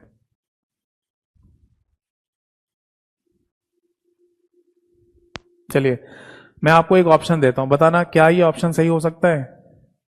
एक ऑप्शन पर लिखा हुआ first visible screen, first visible screen यानी हिंदी में कहा जाएगा पहली दिखाई देने वाली स्क्रीन, दिखाई देने वाली स्क्रीन। पहली दिखाई देने वाली स्क्रीन का मतलब है कि जब आप अपने कंप्यूटर को ऑन करते हैं तो सबसे पहली स्क्रीन आपको जो दिखाई देती है, क्या उसी को डेस्कटॉप के नाम से बोला जाता है? तो आंसर है जी हाँ, यही इसका सही आंसर है। और अब मैं आपको डेस्कटॉप एक बार दिखा भी देता हूं। देखो बेटा, एक्चुअली ये है ना, एक एग्जाम में क्वेश्चन पूछा गया कि डेस्कटॉप होता क्या है, तो एक ऑप्शन पर लिखा हुआ था फर्स्ट विजिबल स्क्रीन, यानी कि कंप्यूटर ऑन करने पर जो सबसे पहली स्क्रीन आपको दिखाई देती है उसी को डेस्कटॉप के नाम से बोला जाता है। जैसे कि अभी मैं आपको दिखाता हूं, जब मैं अपने कंप्यूटर को ऑन करता हूं ना, तो मेरे कंप्यूटर में सबसे पहले ये वाली स्क्रीन दिखाई देती है। मैं आपको बता दूं कि ये जो स्क्रीन आपको दिखाई दे रही है, ये मेरे कंप्यूटर में विंडोज ऑपरेटिंग सिस्टम की स्क्रीन है। विंडोज नाम सुना होगा शायद आपने, ये एक ऑपरेटिंग सिस्टम का नाम है। और विंडोज ऑपरेटिंग सिस्टम में भी विंडोज का जो लेटेस्ट वर्जन है विंडोज 11, वो ऑपरेटिंग सिस्टम मेरे कंप्यूटर में डला हुआ है, जो मैं अभी आपको दिखा रहा हूं। तो मैं जब कंप्यूटर को ऑन करता हूं ना, तो ये वाली स्क्रीन मेरे को दिखाई देती है। तो अगर कोई मेरे से पूछे कि इसे बोलते क्या है, तो इसका नाम है डेस्कटॉप। और जब मैं अपने कंप्यूटर को शट डाउन कर दूंगा, तो क्या ये स्क्रीन दिखाई देगी? नहीं, बंद हो जाएगी। तो मैं ये कह सकता हूं कि जब मैं कंप्यूटर शट डाउन करूंगा यानी बंद करूंगा, तो मेरे कंप्यूटर की मॉनिटर स्क्रीन से डेस्कटॉप गायब हो जाएगा। समझ में आ गया सभी को? अब देखो, बहुत सारे लोगों को है ना ये कंफ्यूजन होता है, और बहुत सारे लोग दिमाग में ये बिठा के रखते हैं कि डेस्कटॉप का मतलब कंप्यूटर से होता है, यानी कि एक ऐसा कंप्यूटर अगर आपको दिखाई दे रहा है तो उसे डेस्कटॉप कहते हैं। ऐसा नहीं है। डेस्कटॉप अकेला शब्द इस कंप्यूटर के लिए इस्तेमाल में नहीं लाया जा सकता। ये उसी तरीके से है जैसे मैं अगर आपसे ये पूछूं ये क्या चीज है, तो आप बोलेंगे सर ये किसी टीवी का रिमोट होगा जो आप हमें दिखा रहे हैं। तो क्या मैं इसे टीवी का रिमोट कह सकता हूं? तो आंसर है नहीं, मैं इसे टीवी का रिमोट नहीं कह सकता। क्योंकि देखो, ये नोट मत करना, ऐसे ही देख लो। क्योंकि रिमोट शब्द जो आप बोल रहे हैं ना, इसके लिए जो अभी डिवाइस मैंने दिखाई आपको, इस रिमोट का पर्यायवाची शब्द यानी कि सिनोनिम क्या होता है? डिस्टेंस। और डिस्टेंस को क्या बोलते हैं हिंदी में? दूरी। यानी अगर ये डिवाइस मैं फिर से आपको दिखाऊं, ये क्या है, तो आप अगर इसे रिमोट बोल रहे हैं तो रिमोट की हिंदी भी तो बोल सकते हैं। यानी कि रिमोट का अगर सिनोनिम डिस्टेंस है, उस डिस्टेंस की हिंदी दूरी है, तो इसका मतलब रिमोट शब्द की हिंदी भी तो दूरी हो गई है या नहीं? तो बेसिकली हमारे सामने जो डिवाइस है, इसे रिमोट की जगह रिमोट कंट्रोल डिवाइस कहा जाता है, या ज्यादा से ज्यादा कम करके बोलना चाहते हैं तो रिमोट कंट्रोल कह दीजिए। समझ में आ रहा है? आप रिमोट कंट्रोल कहिए, चल जाएगा। आप रिमोट कंट्रोल बोल दीजिए, चल जाएगा। अगर रिमोट कंट्रोल डिवाइस कहना है आपको, ये भी चल जाएगा, बट केवल रिमोट शब्द का इस्तेमाल नहीं कर सकते। बट आप जब रिमोट शब्द का इस्तेमाल करते हैं तो सब समझ कैसे जाते हैं कि आप टीवी के रिमोट कंट्रोल की ही बात कर रहे हैं? तो आंसर है हमारे आसपास के वातावरण में इन शब्दों का इस्तेमाल होने की वजह से।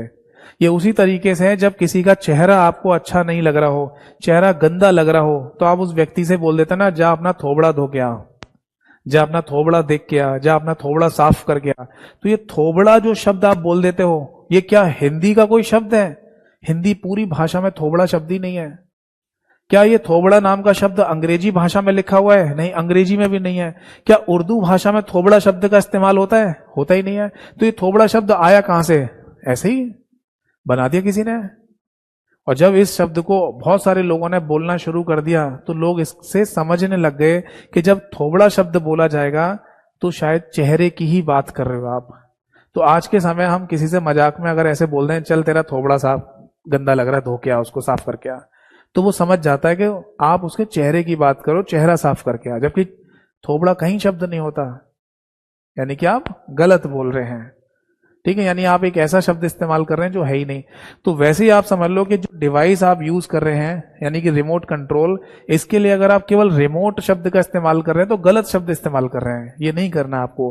बट सामने वाले लोग, आसपास के लोग अगर समझ रहे हैं तो कोई बात नहीं, चल रही है कहानी, है ना? तो इसी तरीके से जैसे रिमोट शब्द अकेला रिमोट कंट्रोल के लिए इस्तेमाल में नहीं लाया जा सकता, उसी तरीके से डेस्कटॉप शब्द किसी डेस्कटॉप कंप्यूटर के लिए अलग से इस्तेमाल में नहीं लाया जा सकता। आपको पूरा बोलना पड़ेगा, दैट इज डेस्कटॉप कंप्यूटर। समझ में आ गई बात? ठीक है जी।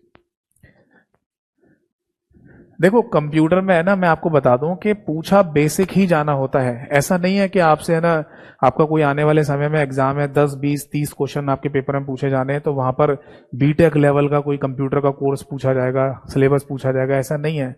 पूछा यही फंडामेंटल जाता है। बट अगर फंडामेंटल भी किसी को अगर क्लियर नहीं है, तो उसी को वो चीज टफ लगने लगती है। और आप पेपर दे के आके क्या बोलोगे, यार कंप्यूटर में बहुत टफ क्वेश्चन पूछे थे, हमसे तो हुए ही नहीं।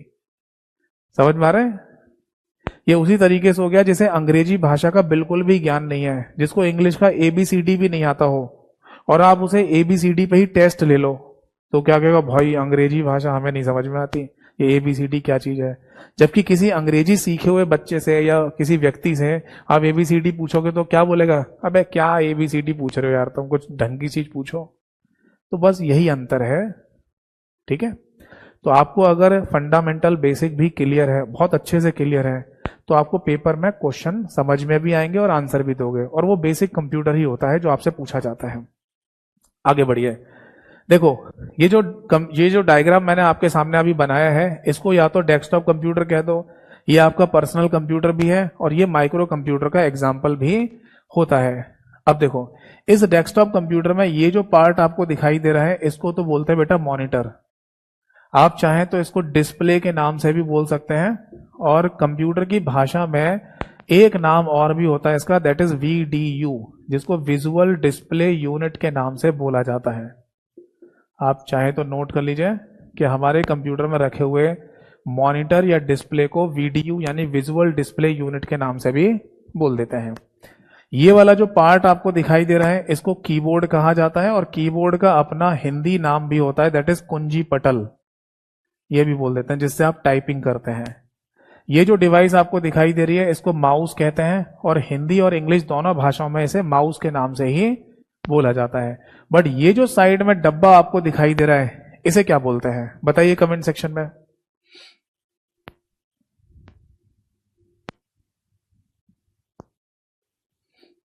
ये जो साइड में खड़ा हुआ डब्बा आपको दिखाई दे रहा है, इस डब्बे को या बॉक्स को क्या कहते हैं?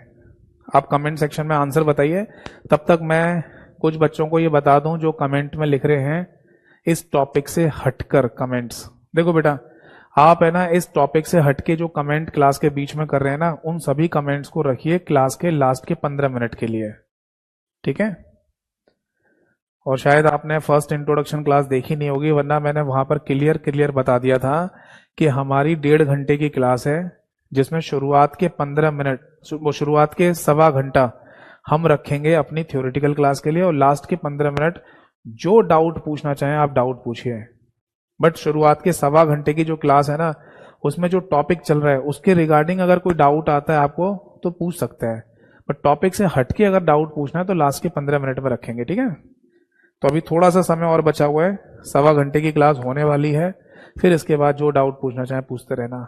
आ जाओ बेटा यहाँ पर वापस। तो जैसे कि है ना, मैं देख पा रहा हूँ कि ज्यादातर लोगों ने सही आंसर दिया है, वेरी गुड, कुछ लोगों को छोड़कर। देखो बेटा, ये जो साइड में खड़ा हुआ डब्बा आपको दिखाई दे रहा है, इसका सही नाम होता है सिस्टम यूनिट। और सिस्टम यूनिट नहीं कहना चाहते तो आप इसको कैबिनेट के नाम से भी बोल सकते हैं। हिंदी और इंग्लिश दोनों ही भाषाओं में इसे कैबिनेट के नाम से बोला जाता है।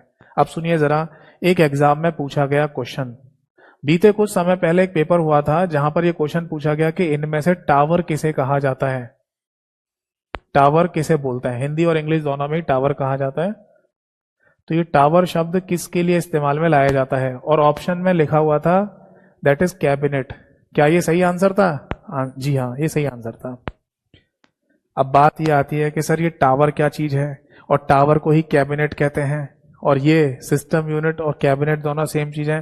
थोड़ा सा कंफ्यूजन हो गया, ये क्या चीज है समझ में नहीं आ रहा। और एक बात और कि ये जो साइड में खड़ा हुआ डब्बा है, इसे तो हम आज तक CPU कहते हुए आ रहे हैं, सेंट्रल प्रोसेसिंग यूनिट।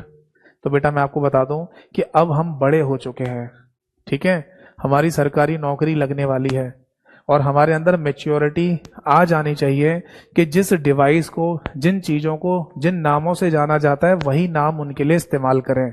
यानी कि अगर ये साइड में खड़ा हुआ डब्बा सिस्टम यूनिट या कैबिनेट के नाम से जाना जाता है तो यही बोलिए, अब इसे CPU मत बोलिए। तो आपके दिमाग में क्वेश्चन आएगा, तो फिर सर हमें CPU बताया क्यों गया, या फिर हमने कुछ छोटे छोटे किताबों में, छोटे बच्चों की किताबों में इसी डब्बे के ऊपर CPU लिखा हुआ क्यों देखा? तो मैं आपको बता दूं कि जब भी कंप्यूटर की बात होती है तो CPU का नाम जरूर आएगा। CPU हमारे कंप्यूटर का दिमाग होता है, ब्रेन होता है। और आपको जानकर हैरानी होगी कि CPU हमारे कंप्यूटर में एक IC चिप होती है, इतनी बड़ी, जितना बड़ा मैं हाथ से साइज बता रहा हूं ना, बना के दिखा रहा हूं, इतनी बड़ी IC चिप होती है, बस बिल्कुल चौकोर। इसी कंप्यूटर के अंदर। तो इतनी बड़ी एक आईसी चिप जो हमारे कंप्यूटर के अंदर लगी हुई है उसी को सीपीयू यानी कि सेंट्रल प्रोसेसिंग यूनिट के नाम से बोला जाता है। और वो चिप कहाँ लगी हुई है? इस डब्बे के अंदर लगी हुई है। तो जो छोटे छोटे बच्चों की किताबें होती हैं कंप्यूटर की, उनमें सीपीयू को बहुत ज्यादा डीप में न बताते हुए बस इसी डब्बे के ऊपर लिख देते हैं कि यही सीपीयू है, क्योंकि वो चीज के अंदर लगी हुई है। इसलिए आपने ना कभी कभी कहीं कहीं ऐसा इस डब्बे के ऊपर भी सीपीयू लिखा हुआ देखा होगा। समझ में आ गई बात? तो पहली बात ध्यान रखिएगा कि जो साइड में खड़ा हुआ डब्बा है उसे सिस्टम यूनिट या कैबिनेट के नाम से बोला जाता है, सीपीयू नहीं बोलते। अब यहां आ जाओ, एग्जाम में यह पूछा गया कि टावर किसे कहते हैं, तो सही आंसर था कैबिनेट। तो कैबिनेट को टावर क्यों कहते हैं भाई? या तो कैबिनेट बोल दो या सिस्टम यूनिट बोल दो, एक ही बात है। बट टावर कहां से आ गया? तो देखो, हमारे भारत में यानी इंडिया में जिसको इस डब्बे के बारे में नहीं पता वो आज भी इसे सीपीयू बोल रहा है। कैबिनेट और सिस्टम यूनिट तो छोड़िए, वो इसे आज भी सीपीयू बोल रहा है। बट अमेरिका की अगर हम बात करें तो वहां पर कैबिनेट या सिस्टम यूनिट नाम को इस्तेमाल करने की जगह वो लोग इस बॉक्स को टावर के नाम से बोलते हैं। वहां एक चलन है, इसे टावर कह दिया जाता है। ये उसी तरीके से है जैसे कोई मोबाइल फोन टावर है आपके पास। जैसे मान लो ये कोई जियो कंपनी का मोबाइल फोन टावर है ना। अब एक फोन है जिसके अंदर जियो की सिम है, तो वो सिम की वजह से या जियो की सिम की वजह से जियो के टावर से कनेक्टेड होगा फोन। ऐसे मान लो कोई दूसरा फोन है जिसके अंदर जियो की सिम लगी हुई है, तो वो भी इसी टावर से कनेक्ट हो जाएगा फोन। इसके अंदर जियो की सिम है तो टावर से कनेक्ट हो जाएगा, और इस फोन के अंदर भी अगर जियो की सिम है तो ये फोन भी इसी टावर से कनेक्ट हो जाएगा। और इसी तरीके से मोबाइल फोन टावर होते हैं ना, वो फोन को या सिम को सर्विस दे रहे होते हैं।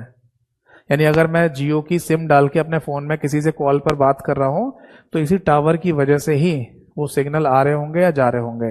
तो देखो, एक टावर जैसे कि मोबाइल फोन टावर है, वो एक सेंट्रलाइज या केंद्रीयकृत डिवाइस होती है नहीं? बिल्कुल होती है।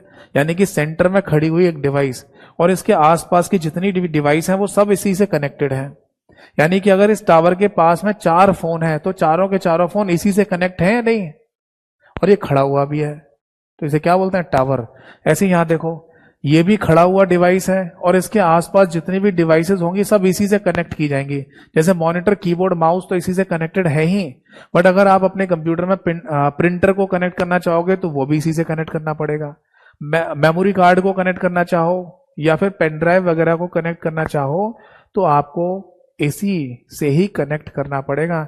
यानी कि हमारे पूरे कंप्यूटर में यही डब्बा सबसे खास चीज होती है। आप इसी से ही सबको कनेक्ट करते हो। यस और नो? तो सेंट्रल डिवाइस के तौर पर यह भी यहां पर काम कर रहा है, खड़ा हुआ है। इसलिए अमेरिका में एक चलन है कि इस बॉक्स को टावर के नाम से भी बोल दिया जाता है। समझ में आ गई बात या नहीं? ठीक है, तो ये आप नोट कर सकते हैं।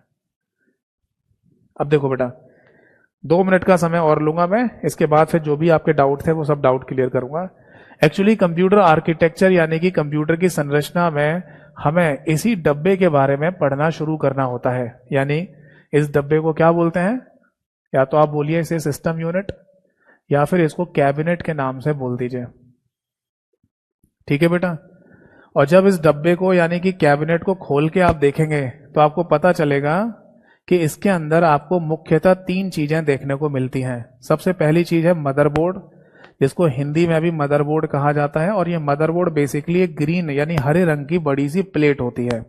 अगर आप कभी इस डब्बे को खोल के देखेंगे तो आपको एक बड़ी सी ग्रीन कलर की प्लेट दिखाई देगी, और उसी ग्रीन कलर की प्लेट को मदरबोर्ड कहते हैं। और उसी मदरबोर्ड के ऊपर आपको लगी हुई एक चिप दिखाई देगी जिसे सीपीयू कहते हैं। समझ में आ गया?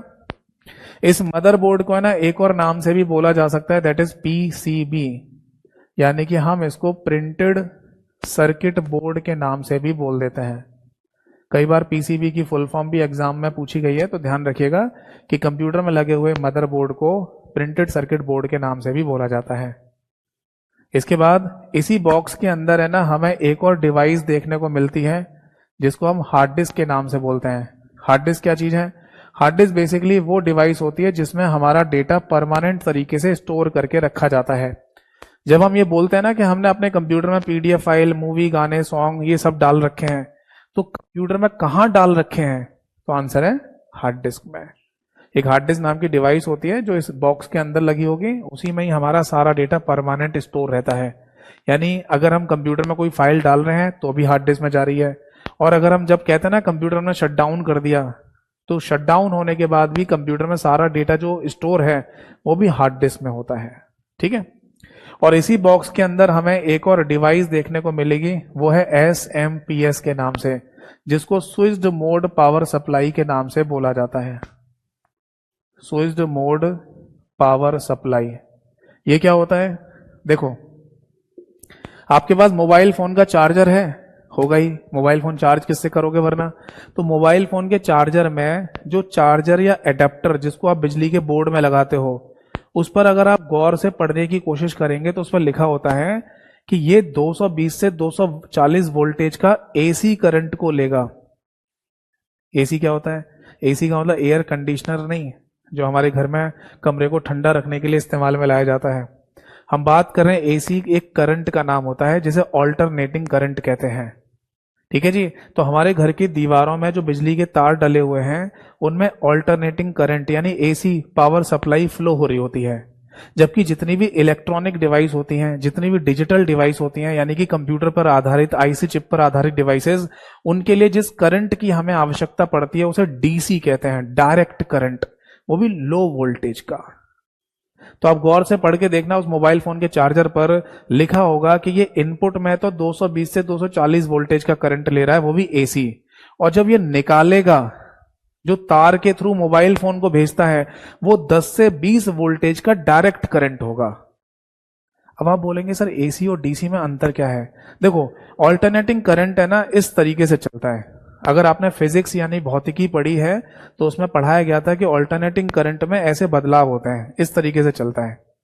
जबकि जो डीसी करंट होता है वो एक कांस्टेंट वे में चलता है, ऐसे करके। तो जितनी भी इलेक्ट्रॉनिक डिवाइसेस होती हैं, जितनी भी कंप्यूटर पर आधारित डिवाइसेस होती हैं, इनमें एक सीधा करंट की आवश्यकता होती है, यानी कि डायरेक्ट करंट की। समझ में आ गई बात? एक जीके का एक नॉलेज वाला क्वेश्चन बताऊं आपको, एक बात बताऊं। अगर एक हाई वोल्टेज ऑल्टरनेटिंग करंट से अगर आपका हाथ टच हो गया तो आपके बचने के चांसेस ज्यादा हैं। आपने नोटिस किया है कि हमारे घर में जब बिजली का तार कोई छूटा हुआ रहता है और उससे हमारा गलती से हाथ टच हो जाए तो ऐसे झटका लग जाता है, ओ भाई करंट लग गया, बच जाते हो आप। वो आपकी किस्मत खराब है कि आप छूट ही नहीं पाए, तो चिपके रह जाओगे और आपकी डेथ भी हो सकती है। बट कई बार ऐसा होता है कि आपका हाथ टच हुआ, झटका लग गया, छूट गया, तो इसका मतलब ये होता है कि करंट अपनी लोअर स्टेट में था और तभी आपका हाथ टच हुआ होगा, इसलिए छूट गया। अगर वो करंट हायर स्टेट में था तो जब तक वो लोअर स्टेट में नहीं आएगा और आप नहीं छूट पाए तो आपकी डेथ हो जाएगी, आप मर भी सकते हो, मर जाओगे आप। बट अगर यही बात कही जाए एक हाई वोल्टेज के डायरेक्ट करंट के लिए, जिसमें ये स्टेट ही नहीं होती, वो तो सीधे चलता है करंट, इसमें तो आपका हाथ कहीं भी टच हो जाए चिपके ही रह जाओगे, आप अपनी मर्जी से छूट नहीं पाओगे। जब तक आपको कोई एक्सटर्नल फोर्स से छुटाए ना, तब तक नहीं छूट सकते। तो एक नॉलेज वाली बात आप दिमाग में रख सकते हैं कि हाई वोल्टेज डायरेक्ट करंट में अगर आप टच हुए तो मरने ही हो, but high voltage alternating current से अगर आप टच होते हैं तो आपकी किस्मत अच्छी है, तो आप बच भी सकते हैं। तो इसीलिए जितनी भी इलेक्ट्रॉनिक डिवाइस होती हैं, कंप्यूटर पर आधारित डिवाइसेस हैं, इन सभी के लिए एक बहुत लो वोल्टेज का डायरेक्ट करंट की आवश्यकता होती है, जिससे अगर आपका हाथ भी टच हो जाए तो आपको कुछ नहीं होगा। समझ में आ रहा है? वैसे भी अगर आपको पता हो या ना हो, मैं बता दूं कि 6 वोल्टेज से ज्यादा का करंट होना चाहिए, तब जाके हमें फील होना शुरू होता है। उससे नीचे का करंट होता तो फील भी नहीं होता हमको। ठीक है, चलो। बट इसका मतलब ये नहीं है कि आप करंट में छेड़खानी करना शुरू कर दो, तारों को छूना शुरू कर दो। बिल्कुल भी रिस्क नहीं लेना, दुर्घटना कभी भी हो सकती है। समझ में आ रहा है? तो SMPS नाम की जो डिवाइस हमारे कंप्यूटर में यानी इस डब्बे के अंदर जो लगी होती है, वो बेसिकली इसी काम के लिए लगाई जाती है। मैं यहाँ पर बॉक्स बना देता हूँ डायग्राम, कि अगर ये हमारे सिस्टम यूनिट में या कैबिनेट में लगाई गई है SMPS नाम की डिवाइस, तो ये क्या काम करती है? AC यानी कि ऑल्टरनेटिंग करंट को DC करंट में चेंज कर देती है। ठीक है जी, ऑल्टरनेटिंग करंट को DC करंट में, DC का मतलब है यहां पर बेटा डायरेक्ट करंट, और AC का मतलब होता है बेटा ऑल्टरनेटिंग करंट। तो इसका होना जरूरी है। और जैसी डीसी पावर सप्लाई आ जाती है, या फिर ऐसे बना लो, डीसी करंट चेंज हो जाएगा, तो इसी करंट को फिर भेज देते हैं हमारे कंप्यूटर में, यानी कि पीसी में। ठीक है जी, तब हमारा कंप्यूटर चल जाता है। ठीक है, तो आई होप सो है ना, आज की जो क्लास है वो आपको समझ में आई होगी। आज के जो कॉन्सेप्ट मैंने आपको क्लास में बताए वो आपको समझ में आए होंगे। बिल्कुल बेसिक फंडामेंटल से ही लेके चलने की कोशिश की है। ठीक है, बट ये बात ध्यान में रखिए कि आपको लॉजिकल और कॉन्सेप्चुअल तरीके से पढ़ना है, क्योंकि आज पहली क्लास है, ये बातें बतानी जरूरी हैं। आगे हमारी बहुत क्लासेस होंगी, है ना। कंप्यूटर को लॉजिकल और कॉन्सेप्चुअल तरीके से अगर आप पढ़ेंगे तो हर एक क्वेश्चन का आंसर दे पाएंगे। अगर आप कंप्यूटर को रट्टाफिकेशन से पढ़ोगे तो आप 50% से ज्यादा आंसर नहीं दे पाओगे। ज्यादातर बच्चे रट्टाफिकेशन वाले मेथड पर आ जाते हैं, यानी वो किसी किताब को ले लेते हैं या किसी टीचर की पीडीएफ को ले लेते हैं जिससे रट्टा मार रहे होते हैं। जैसे कंप्यूटर एक इलेक्ट्रॉनिक मशीन है, कंप्यूटर का एक इस्तेमाल कैलकुलेशन करने के लिए, ऐसे बैठ के जो रट्टा मार रहे होते हैं ना, फिर उनके 50% से ज्यादा क्वेश्चन ठीक नहीं हो पाते हैं। तो इसलिए मैं सभी को रिकमेंडेशन देता हूं, सभी को बोलता हूं ये बात कि आप कंप्यूटर को लॉजिकल सेंस में पढ़ें, तर्क रूप से पढ़ें, ताकि चीजें दिमाग में बैठती जाए। ठीक है भाई, तो मैंने अपनी तरफ से पूरी कोशिश की है आपको समझाने की, बहुत सिंपल तरीके से समझाया। आई होप सो आपको समझ में भी आया होगा। तो अब मैं चाहूंगा कमेंट सेक्शन में जल्दी से फटाफट एक बार लिख के बताइए कि आज की क्लास आपको समझ में आई या नहीं।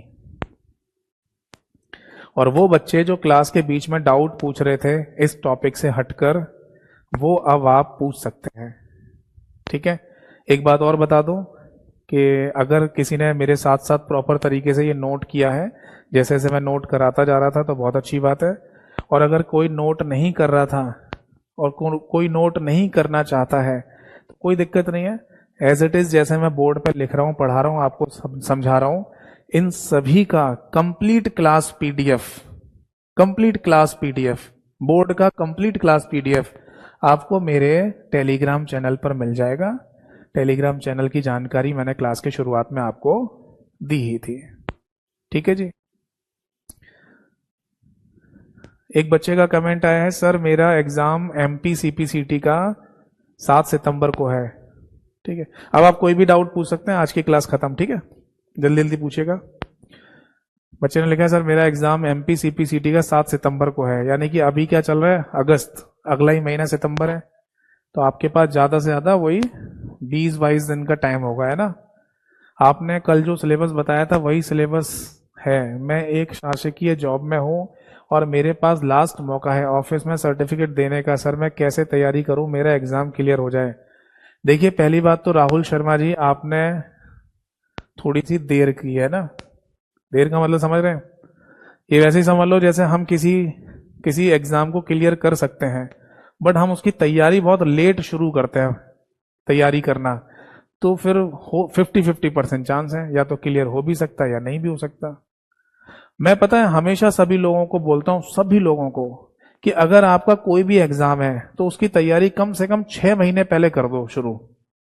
बहुत अच्छे से तैयारी करनी है तो साल भर पहले से शुरू कर सकते हो, क्योंकि आपको ये आइडिया तो होना ही चाहिए कि हमें जाना कहां पर है, हमें कौन सा एग्जाम क्लियर करना है। अगर आप अपने एम को ही नहीं जानते हो अभी तक, तो आप तैयारी कर कैसे रहो, मेरे को यही नहीं समझ में आता। कोई बच्चा ये नहीं जान पा रहा है अभी कि मेरे को इस एग्जाम को क्लियर करना है, इस तरीके के एग्जाम को क्लियर करना है, तो फिर आप चल कहां रहे हो, आपका एम ही डिसाइड नहीं है। तो पहले तो आप एम बनाओ कि मुझे करना क्या है। अगर आप ग्रेजुएट होने के बाद भी इस चीज को नहीं समझ पा रहे हैं तो दिक्कत वाली बात है। तो मैं सभी को यही बोलता हूं कि सबसे पहले तो एम बना लो कि हमें करना क्या है, हमारा फ्यूचर क्या है, हम जा कहां रहे हैं, और उसके हिसाब से कम हर एग्जाम की तैयारी कम से कम 6 महीने पहले कर देनी चाहिए। और अच्छे से अच्छी तैयारी करनी है तो 1 साल से करना शुरू कर दो, इतना समय बहुत होता है। ठीक है जी। तो जैसे कि राहुल शर्मा जी ने आपने लिखा है कि 7 सितंबर को पेपर है, तो अब देखो 50-50% चांस मैं बोल रहा हूं। जितना आपको बैच में कंटेंट दिया गया है या जितनी बातें मैंने क्लास के शुरुआत में बताई हैं, उतनी सभी बातों को आप ध्यान से सुन जाइए, पढ़ जाइए, देख जाइए, फिर वो डिपेंड करेगा कि आपका पेपर क्लियर होगा या नहीं। मेरी बेस्ट विशेष आपके साथ हैं, आपका पेपर क्लियर होना चाहिए। मैं भी दुआ करूंगा कि आपका पेपर क्लियर हो जाए। बट वो कहावत है ना कि बातों से कहानी पूरी थोड़ी होती है, बातों से एग्जाम नहीं निकलता है ना।